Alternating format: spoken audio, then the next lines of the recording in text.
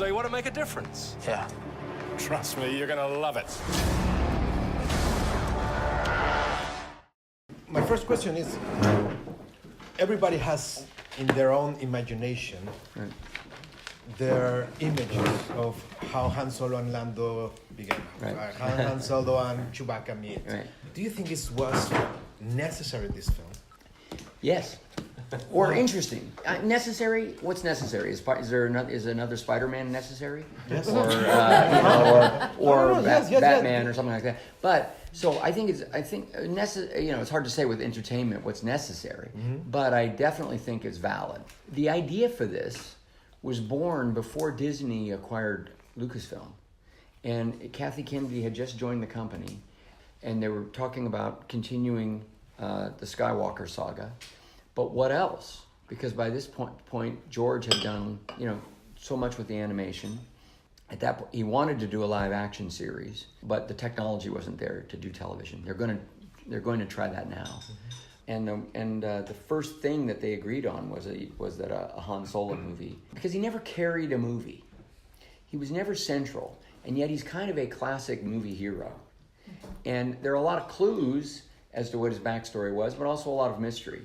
So, when I read it, I thought as a fan, well, this is interesting because it makes sense that, the ideas of what his rite of passage journey might have been like, it seems logical if you can apply logic to, but it also surprised me. And of course, as in life, things are always a little more complicated than you would have guessed they might have been.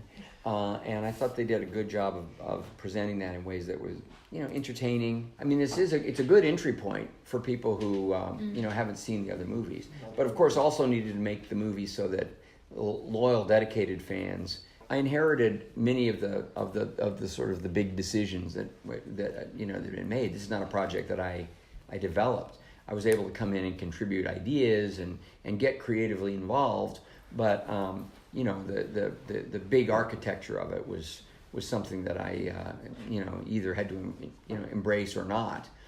But when I came into it, I began to think about it a little in similar ways to a Beatles documentary that I did a couple of years ago called 8 Days a Week. I want to make sure that Beatles fans feel really respected, and that we're careful and authentic, about the facts that we put forward, and we're thorough about that. So I felt that a little bit about this story.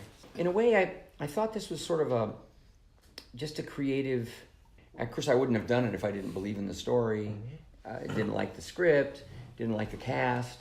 So I looked at the footage and determined that I was eager to work with this young cast. Are you going to direct the others? Well, I don't know that there are going to be others. I mean, no one knows. Okay? It depends on how fans respond. You have to know that if you're directing one of these movies, you're exposing yourself to these rabid fans, but there's that understanding in a way, and I think it's part of the joy of being a fan is that you get to be really emotional about it. I was completely blown away by New Hope. I saw it on the first weekend. My wife and I went to a 10 a.m. show at the Chinese Theater. Just knocked out by it. I was so transported. And I just looked over at Cheryl and I said, "Do you want to see it again?" And she said, "Absolutely." And we just got into another line and waited 2 hours and watched it twice that same day. It was amazing. So from the day one, I was already in post-production in order to meet these goals. And I was in prep on the things that we were going to do new or that hadn't been shot yet. And then I was in production because I only had I had 10 days of prep, and 2 of those days I had to shoot with the second unit because we were losing actors. Their schedules were a factor. Definitely I had to view it as a different kind of creative experience, and I was grateful that I wound up having such a rich creative experience.